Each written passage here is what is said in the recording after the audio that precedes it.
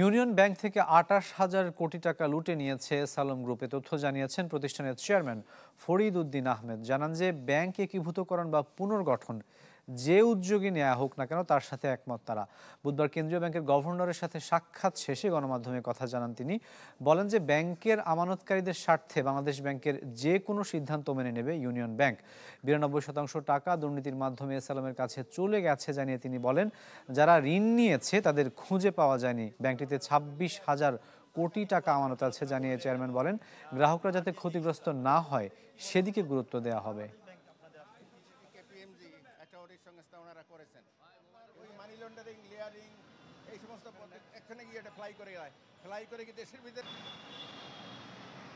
সালামের গ্রুপের এখন যে আউটস্ট্যান্ডিং প্রিন্সিপাল বিভিন্ন সময় থেকে তো নেওয়া, এটা এখন প্রায় ২৮,০০০ কোটি টাকার মতো দাঁড়িয়েছে। ধরুন নেট আপ করলেও ২৬,০০০ কোটি টাকার কম না, এটা শুধু ওনার কাছে পাওয়া না। যেহেতু বাস্তবতা আমাদের ফিগার আমরা সবটা বলেছি এবং এটাও আমরা বলতে চেষ্টা করেছি যে এটা ১ বছর আগের ফিগার, এখন কোনো জায়গাতে এটা ডিটোরিয়েট করেছে, উন্নতি খুব একটা কোথাও হয় নাই।